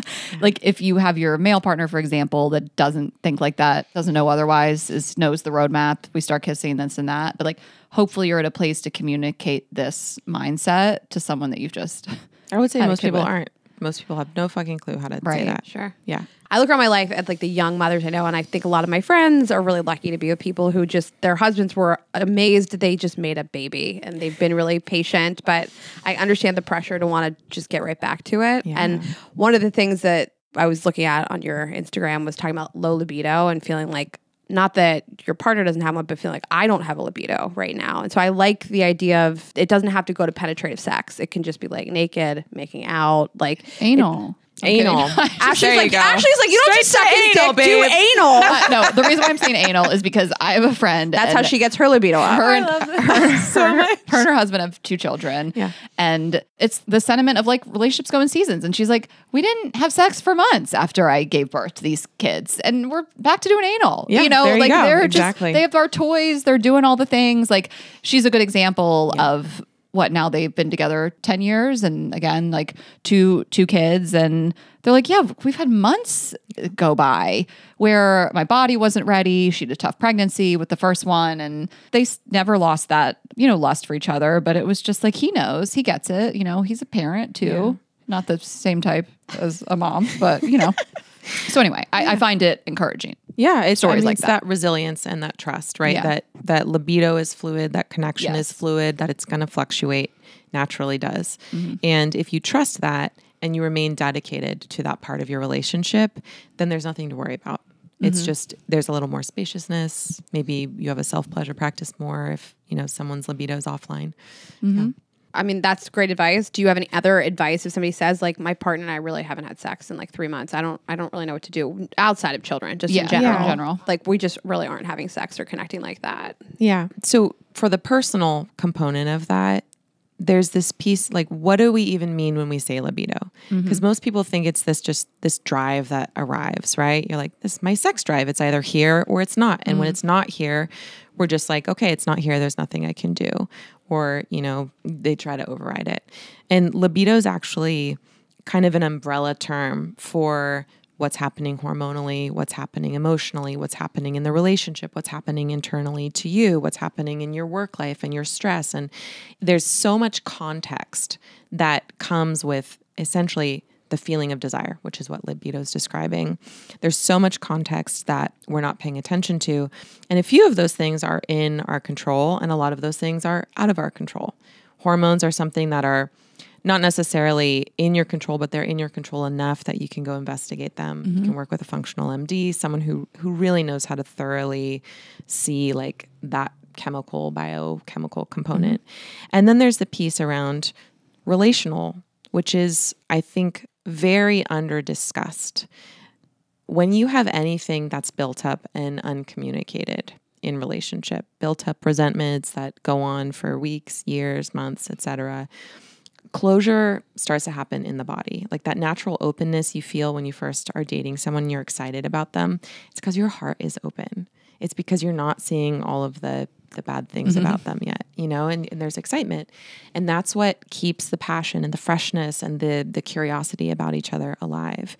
And so when you're clamped down around, your partner like not doing the housework or like not showing up or like canceling or being late, whatever the complaint is, if that's not communicated, it's held in your body and your body will not be able to open because there will be low level resentment, even if it feels small. Right? And you have to communicate those things in the moment. Otherwise they become this historical kind of baggage that then just you get into a little hamster wheel about. But that's one thing that particularly for couples, if there's mysterious libido issues, like look at what's happening in your communication and where you're disconnected emotionally. And it can be something that helps to soften it. I love talking about libido in those terms, that it's not this mythical thing that's on or off, like a switch, like it is like an umbrella of all the other things happening. And I think of like, regardless of what's going on in your relationship, what's going on with you personally, and I don't know, things like stress at work, death of a parent. I mean, all those things. Like I remember telling Rayna, we were in New York and I was like, I can't get wet like I normally can. I'm like, I'm not turned on. I love my partner. I'm so attracted to him, I'm always like juicy as fuck. And I was like, I'm just having a problem. It's like a guy that can't get hard. I mean, it's just like my body's not responding in the way. And I was so stressed. I was so overtired. We were wrapping up our tour. Like I was just, my mind was on a loop. I feel like he and I are making out where normally I'd be like immediately so turned on, so lubricated. And I'm thinking about the show. I'm thinking about the checklist. As you should be. Yeah. Yeah, your priorities are elsewhere. And I could not get out of my head. And I talked to him about it. We're super communicative. He knows what's going on down there. He can feel it. I'm like, I'm not my normal self. My body's not working the way that it does 99.9% of the time. And then you're beating yourself up and you're like, oh no, is this the new normal? What's going on? Is it my IUD? Like you just start to spiral. Totally. And literally once the show was over and like once we kind of like wrapped for the year almost, I was right back to normal. Like I could not de-stress. Yeah. And it affected my body. It's a perfect example of the like biggest killer of sex drive, which is stress. Mm-hmm. Stress and overwhelm and like getting essentially stuck in your mind and all of the things you have to do and having this like running list of everything you're caring for so that you can't relax into anything. Yes. You can't open into anything. There's too much going on. And when you look at it through like a strictly biological perspective, and the nervous system and how the nervous system is literally running the show on everything we do. It's our sense of safety. And to have desire, to experience desire, ultimately requires there to be a level of safety in the body, regulation in the body, so that arousal can happen, turn on can happen. If stress levels and cortisol levels and your adrenals are running and you're just in this stress loop, it really will deprioritize sex drive and libido because in our ape years, when we were apes in trees, like if you're running away from something or if you're trying to escape from a tiger or a lion, whatever, sex is not on your mind. Mating is not on your mind. It's completely deprioritized. Right. So like, yeah, of course, your body's experiencing stress. There's a threat. Sex goes bye-bye, like very simply. And so you can mediate with your sex drive by looking at where you're experiencing stress chronically in your life, what's causing chronic stress. And if you can take some of those pieces out, like you said, you'll immediately start to see, like this is what it feels like when I'm not on all the time and having to hold all the time. And then if you have problems in your relationship, then you're stressed about that. Yeah, then you got both going on. Exactly. We've heard of relationships where they've been struggling in the relationship for years and they also have not had sex for years. Like neither party can even get there. Yeah. I've had really different sex drives in a lot of my relationships. Yeah. Like I think if you interviewed the whole spectrum of ex-boyfriends, they'd all give you like a different sort of download on what our sex life was like. And my libido for sex, I guess, goes in waves and seasons, but it really was a little partner specific. Also, like my first boyfriend in New York, early 20s, I would have never left the bed in the morning without fucking him, like under any circumstances. Like there was, we fucked every morning. And then my next relationship, like I just didn't feel that. In the beginning, I felt really sexually charged for him. He's a gorgeous looking guy and I was super in love with him, but I never wanted to have sex with him. We would have sex like once a week. And as soon as it was over, I remember going to the bathroom to like pee and I'd be like, okay, check the box for the week. Like so, but if I look back on what was going on mentally, I didn't respect how he lived his life as much. I didn't really care about, like he'd come home and tell me at work, I'd be like, I don't care about this shit. Like I'm not impressed by you as a person. Or you didn't feel the safety and security. I didn't. I felt frustrated all the time. I felt upset about money and security. And then my last relationship, he said I had the highest sex drive of anybody he's ever seen in his life, that I was way more sexually charged than anybody's ever met. He's still doing jokes about it on stage. Yeah, he does. So for me, I mean, I don't want to take the blame for myself out of it. You know, I think you do change as we get older. We do want to talk about like when you're at your sexual peak. But for me, it's been really partner specific. Absolutely. And that's context, right? Partner is context. You were talking about the guy in the middle. Context, safety, finances, all of the things that we think are background noise are actually our sense of security in the world. So if you're like, I don't actually really respect this guy, like how am I going to open deeply to him? How am I going to like share literally the deepest, most expressive, vulnerable, desire-filled parts of myself with someone who I'm not so fucking inspired by? Yes, and I kept saying to myself, like, what's wrong with me? My last partner, I want to fuck him all the time. I couldn't stop. Like, am I so old now? I was 25. I was like drying up. Yeah, it's my fault that I don't want to have sex instead of I thought circumstantially. So. Yeah. And I don't want to blame him completely because the part that was my fault was I wasn't expressing this in a way that was constructive. Exactly. Yeah. So I'd love to just talk about, like, do women have a sexual peak? Do men have a sexual peak? Your sexual prime? time? Does that exist? That concept? I'm a no to that. Okay. Even though whatever science might say, like your sex hormones peak at a particular time, or women are probably having and experiencing the most pleasure at a particular time. I'm a no to having a sexual peak, both personally, because I don't want a sexual peak. I want a continuous peak, Right. but also because sex is so dynamic and so contextual and ever changing. And to me, saying you have a sexual peak is like saying you have a life peak, and that everything after that is downhill. And that's just not true.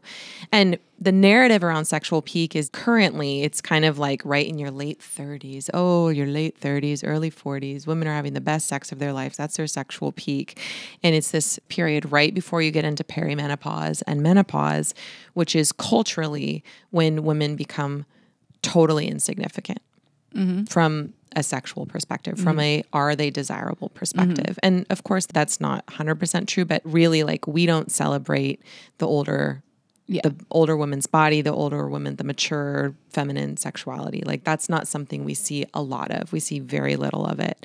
And we see more and more of it in association with mothers, but not a lot around those times in our life. And when you look at when menopause is happening, mid 40s, early 50s, if someone lives into their 90s, that's almost half of your life. Yeah. And by those metrics, if I was to peak in menopause or before, I have half of my life where it's literally downhill from there. Yeah. And so I think if we reframe this narrative, like, what is a peak? What does that actually mean? What are they like trying to quantify? Is it pleasure? Is it freedom of sexual expression? Is it feeling good in your body? Is it the amount of sex you're having? Is it the amount of satisfaction you're having during sex? And you start to kind of pull at those things.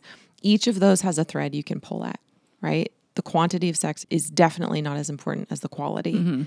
The feeling of satisfaction comes from how much pleasure you're actually experiencing. And if you know how your body works, which you're likely more and more connected to throughout the course of your entire life, if you're exploring your body and you have a dedicated sexual practice, like, guarantee your pleasure is going to continue changing and shifting, but it's going to be something you are more and more attuned to, more and more familiar with, and more available for as you age. And so I know people well into their 70s, 80s saying that they're having the best sex of their life. I love to and hear they that. might not even be having like penetrative sex. You know, they might be, but they are having ecstatic sexual connection and sexual experiences that have nothing to do with this very narrowly defined idea of what sex is. I love that you said that. That's so sad to say you peak and then it's all downhill from here. That's a crazy thing to Let's say. unsubscribe from it. Yeah. I'm not subscribing to that anymore. And Totally. I think in your 30s, I started having the best sex of my life in my 30s because as we get older, we just learn how to ask for more and different. You know your body, you're Yeah. comfortable, And you know give yourself. less fucks. You give less fucks. Exactly. I'm here to have an orgasm, not for you to have the orgasm. Yeah. I'd love for you to have one, but I'm here to have one too. Exactly. Well, it's also like this idea, like the sexual model that is like the peak is the orgasm, and then you have this refractory period, and then you're done, right? Which is what most people subscribe to. You have an orgasm, I have an orgasm, if I'm lucky, and then we all are done, and that was good. And really, particularly the female body, but the male body can train this way too, is like you can have multiple orgasms from very different parts of your body through energetic. I mean, it is infinite. And most people think, well, I just can't do that because I've only ever experienced one orgasm, right? And then if you experience two, you're like, oh, wait, I can teach my body and train my body how to do that. That's really interesting. And I've never had a G-spot orgasm. And then suddenly you're working with your G-spot, and after like a year or two of de-armoring or, you know, working with it, you're like, oh, no, I can have a G-spot orgasm. And then you're like, oh, cervical orgasm. I'm telling you literally my journey right now. Well, yeah, we want to we wrote it all down. I also love this, like, discover a new one every decade. You know, like, this is my 40s orgasm. This is my 50s. Yeah, exactly. This is my 60s. I'm under armoring my G-spot or whatever you just said. Under armoring. No, we want to keep And I also want to talk about road. training yourself to have two orgasms, because sometimes I will have two in a row and I'm like, am I an icon? You're a Has superhero. anybody ever done this 100%. before? Yeah. But I'll tell you, I feel like, and especially if you have like a partner who wants you to orgasm a lot, as they should, then they're always striving for that, because that happened a lot when I was in Cabo. I swear I had 3 one night in Cabo, and ever since then he's Back to you back. have 3 every time No, now. he's just like striving for that. And he'd be like, remember that time? I'm like, okay, Bless him though. Like bless him for like being that dedicated He's so to you. That's dedicated awesome. to that one. Ashley was red faced this whole trip. She was just flushed, red cheeks the whole trip. Every 5 minutes she just left to go fuck. We were new. It was my 40th birthday should be trip. in As it Cabo. should We were in a be. giant villa with all of our should good be. friends. It's like He the walked in horniest door, place yeah. on earth. Oh, Okay, so hallelujah. Can we talk about different types of orgasms? Yes, you were going down let's that start road. there. So I'm going to talk from the personal place, and there's at least 10 types of orgasms you can have. Oh my God. Yeah, if you said not infinite. more. I was like, say right, what? infinite. I mean, because there's like specific places you can orgasm from, but then there's the combinations of those places. Really, it's just combinations of sensations, right, that bring you into like an ecstatic release. Clitoral is the most common. 80% of people who have vulvas need clitoral stimulation to experience climax, especially during penetrative sex. So if you're one of those people who is having penetrative sex and is like, something's wrong with me because I can't orgasm during sex, and you're not touching your clitoris, that invitation should be just like right there. Just start exploring that. G-spot, obviously. So for me, when I first started working with myself sexually, I could have one orgasm clitorally, and that was it. Okay. And over many years of exploration, and there was one tip that actually really helped me move the needle on that to multiple clitoral orgasms. And it was right after you have the clitoral orgasm, you place your hand on the clitoris and kind of hold it down a little bit. And it helps it to not oversensitize. And so I started exploring with that, and I was able to come back and have a second one. And then I was able to like come back and have a third one. And at this point, I can probably have 20, 25.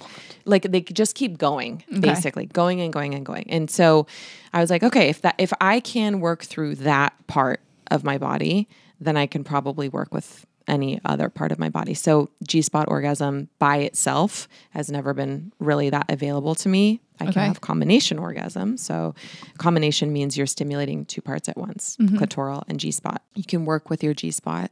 And one of the things that I have done a lot of work around personally and with clients is this idea of de-armoring. And armor is just the body building up either scar tissue or numbness or some protective mechanism because there's either been overstimulation in a particular area or there was pain there, something had to numb out or it's painful.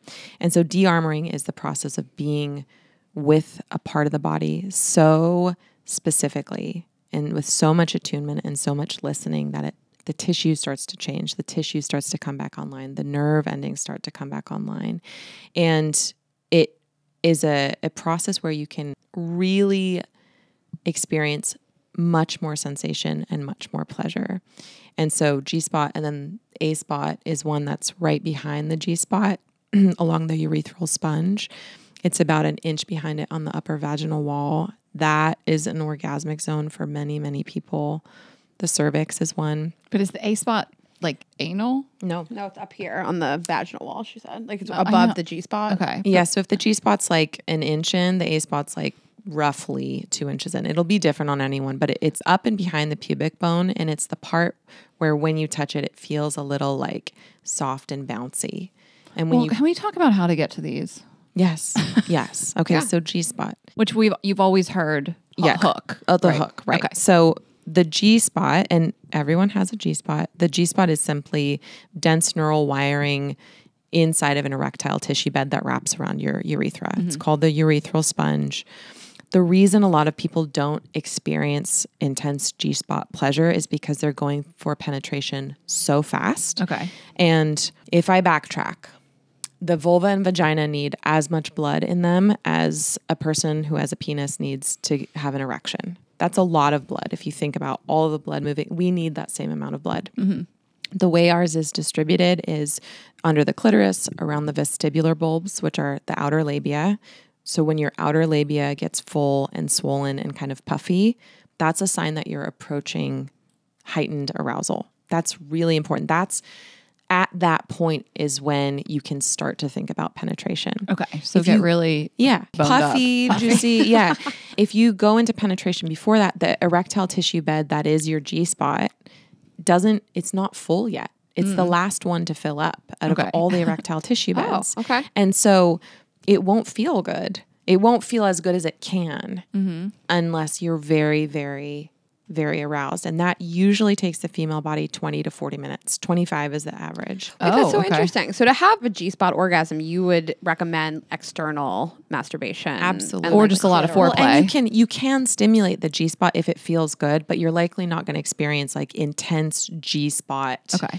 orgasmic pleasure until you're very, very heightened in your arousal. I love that. Nobody's ever said that to me before because Right. I've Yeah. been dying to squirt my whole life. It's just my dream. And people are like, "Well, just start."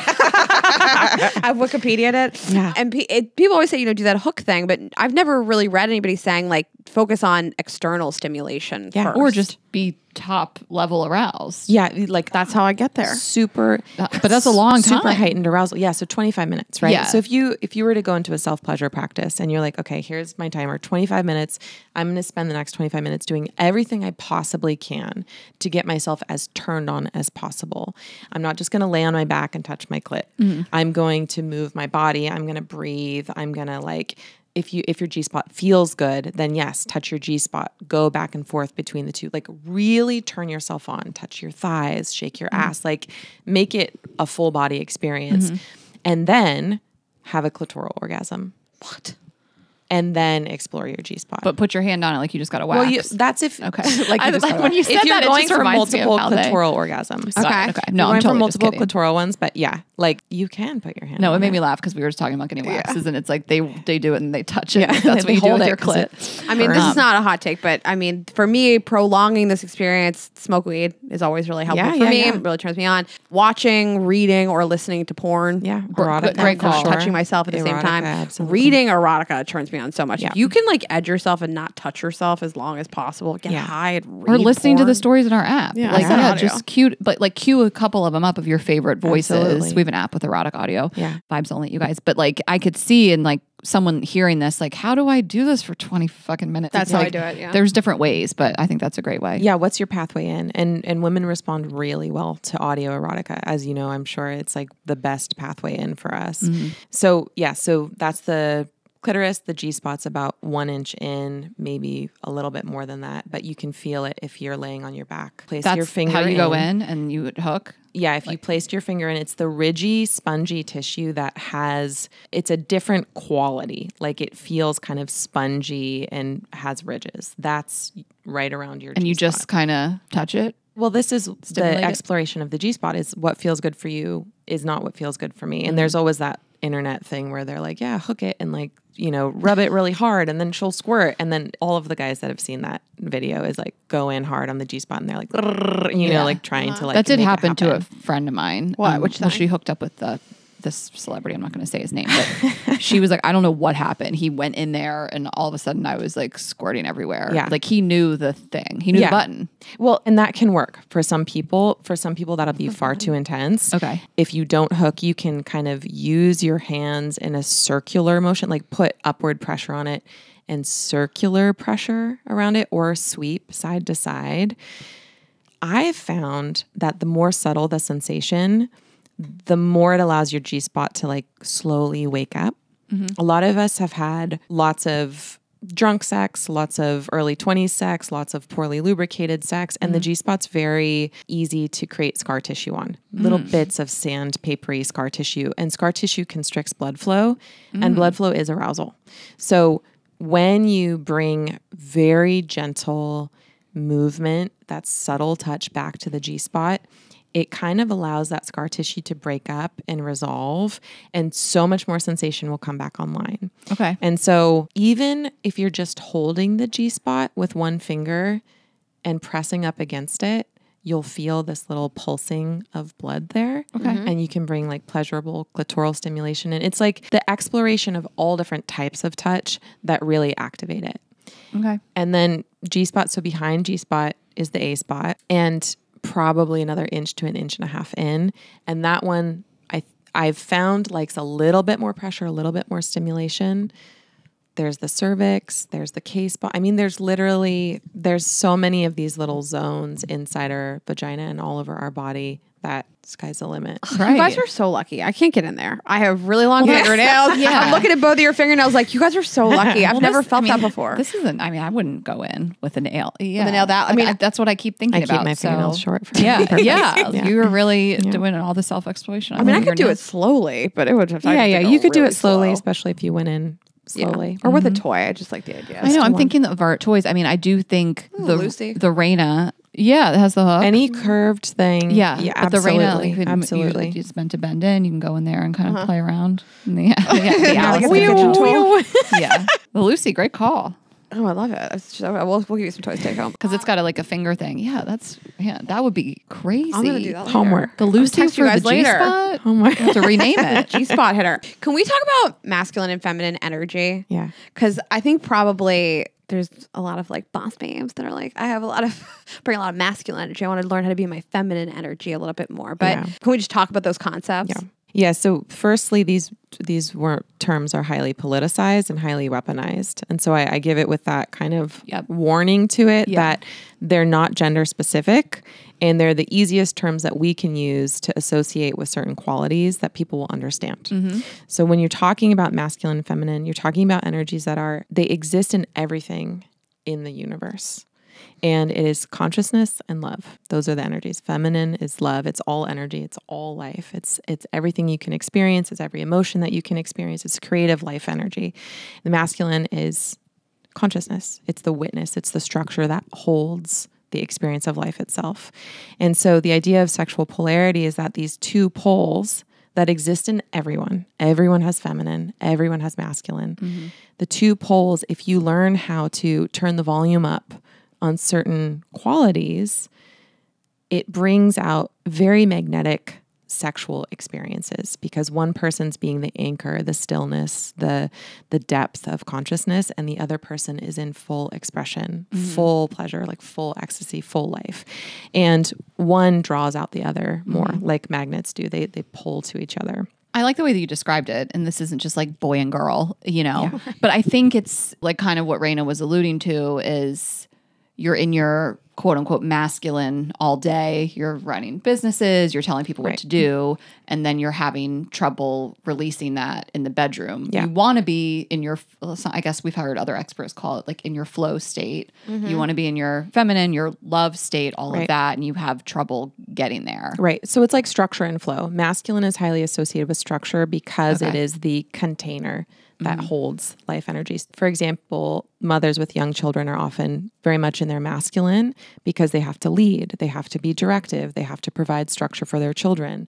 Women who run businesses have to be in their masculine because they're having to lead, they're having to give structure, they're having to be directive. All of those qualities are associated with the masculine.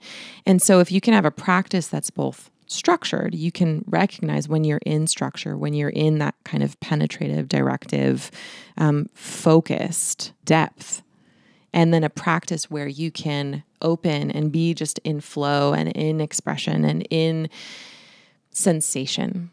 Sensation is a really good way to be in your feminine because it's about feeling and responding, right? So breath is something that the feminine you can use as part of your feminine embodiment if you want to be more in your feminine. And I want to name that like the feminine that people name sometimes is like, oh, I want to be feminine because they're wanting to be more soft. Or they're saying, I wish my partner was more feminine.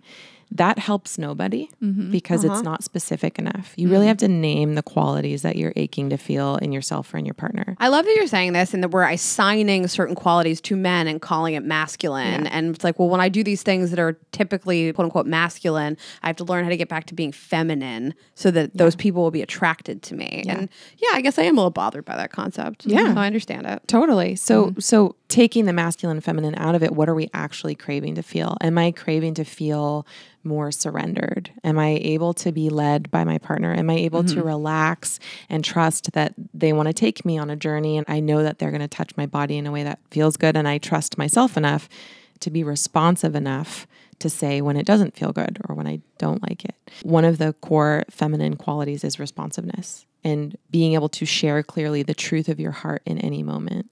And so what's true in a sexual moment, let's say the truth of your heart is like, oh, that doesn't feel good anymore. Not overriding it, not pretending that it's not happening, not trying to pretend you're enjoying it, but literally going like, ugh, ah! You know, or like wake up. Yeah, I'm not, you're not tracking me. Yeah. You know, Or the opposite of like, that feels so Exactly. good. And yeah, just exactly. a total release there. Yeah. Allowing your voice to open, expressing. Yeah, exactly. I love that. And I guess that's kind of exactly what we were asking. You know, you like have control all day. Yeah.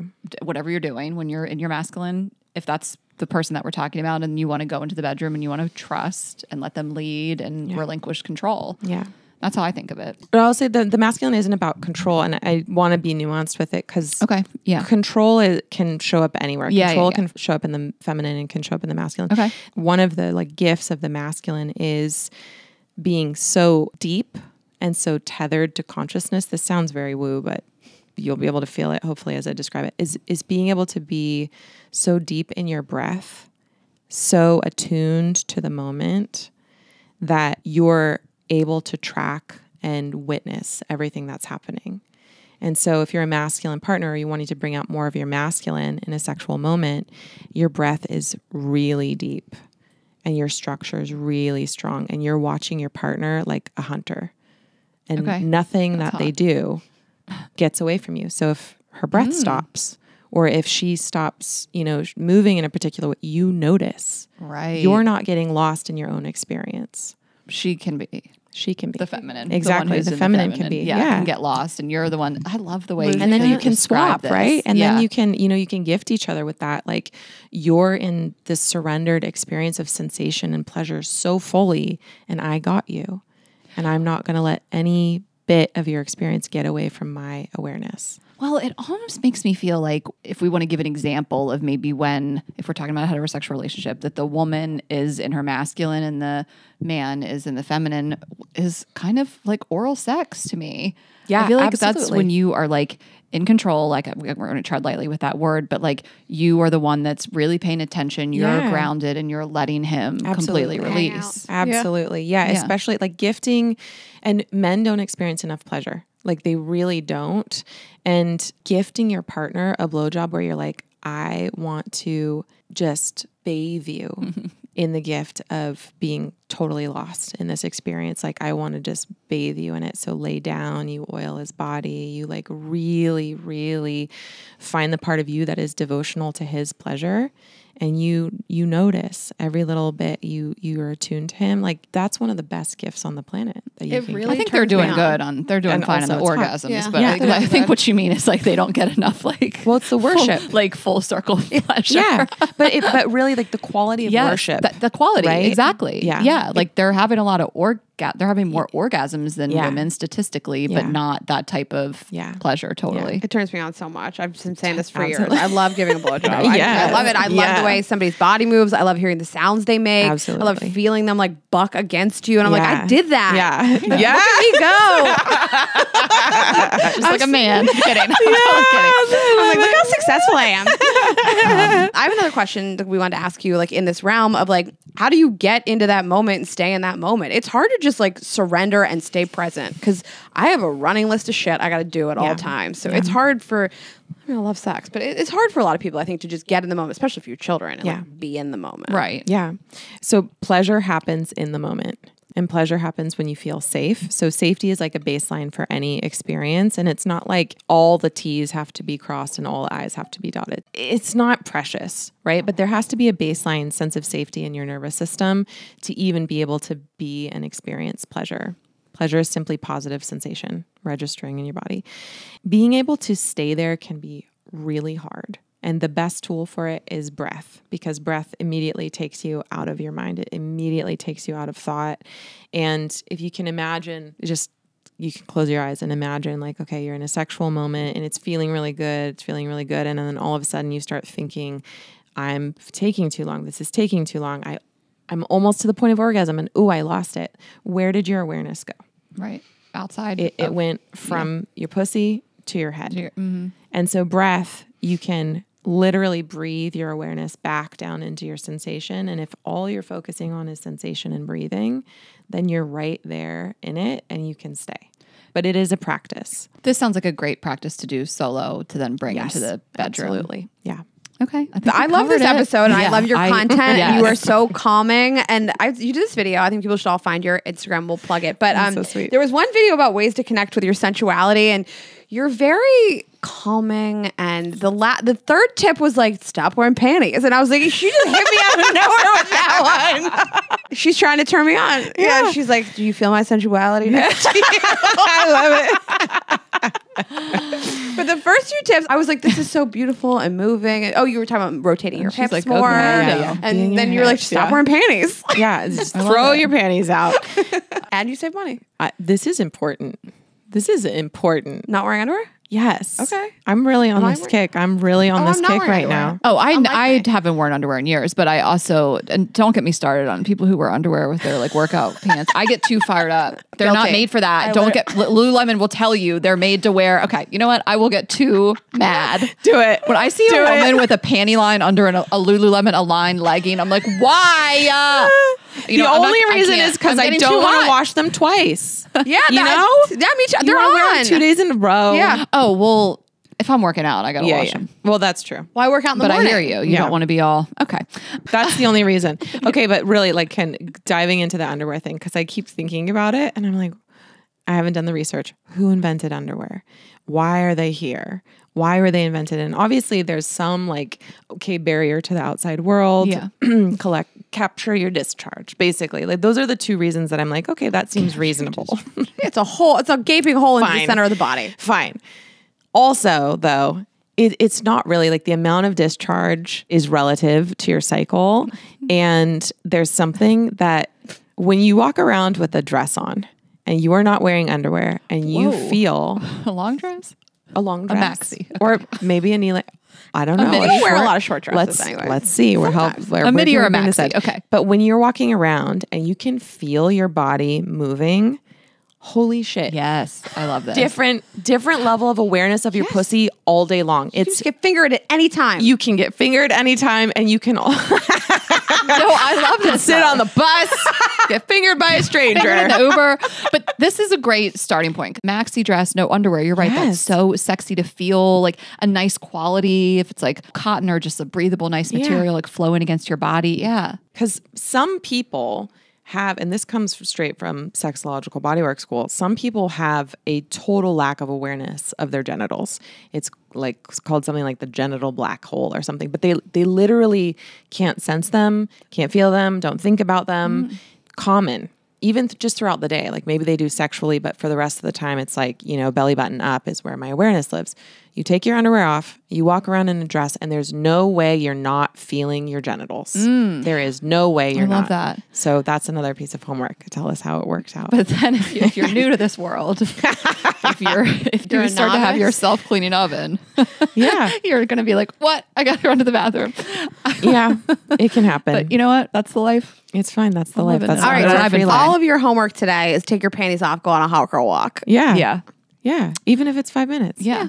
Well, this was wonderful. So fun. We've talked to so many different people in the sex space and they've all been wonderful. These are some of our favorite conversations, but it's so refreshing when someone comes in with really different ways of explaining things, thinking about things. It opens our eyes and our audience. So this was just really special. Yes, Thank I echo you. all that. You're wonderful. very Tell fun. everybody where they can find you. I know you teach workshops as well. Yeah, I do. Okay. So I have a few online courses that are like go at your own pace, nice. do it from your own bedroom. And then they can find me on my website, kianareeves.com. Okay. And also my Instagram, how you found me, at kiana.reeves.